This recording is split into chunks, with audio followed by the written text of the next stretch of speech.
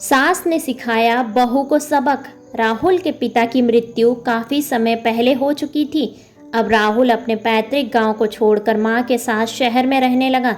राहुल एक private company में manager की पोस्ट पर काम कर रहा था।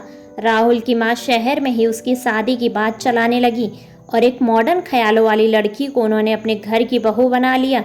कुछ दिनों तक तो सब ठीक था, पर मॉडर्न लड़की को धीरे धीरे माँ से शिकायत होने लगी। वो माँ से तो कुछ नहीं कहती, पर राहुल को हर बात दो चार लगाकर सुनाने लगी। राहुल ने इस बात को पहले तो गंभीरता से नहीं लिया, पर धीरे धीरे ये बात बढ़ने लगी।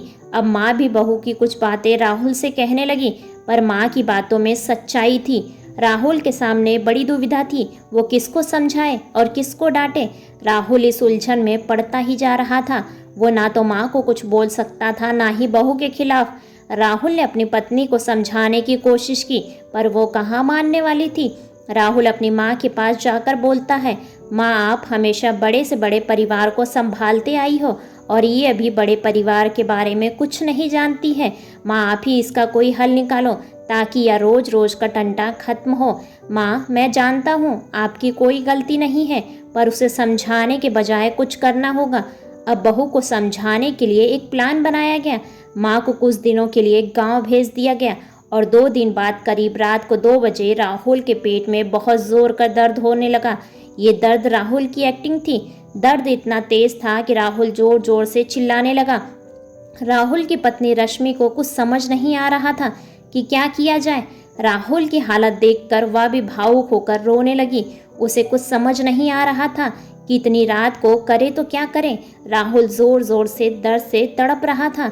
रश्मि ने डॉक्टर को फ़ोन करने की कोशिश की, पर फ़ोन नहीं लग पा रहा था। गाड़ी वाले से भी बात नहीं हो पा रही थी। रश्मि को अचानक माँ को फ़ोन करने का ख्याल आया और उसने माँ को फ़ोन किया। माँ ने थोड़ी देर में ही फ़ोन उठा लिया और पूछा, अरे बेटा इतनी रात को फ़ोन क्यों किया, क्या हुआ, सब ठीक है ना? रश्मि रोते हुए बोली, माँ राहुल को बहुत ज़ोर से पेट में दर्द हो रहा है। मेरे कुछ समझ में नहीं आ रहा है, मैं क्या करूँ?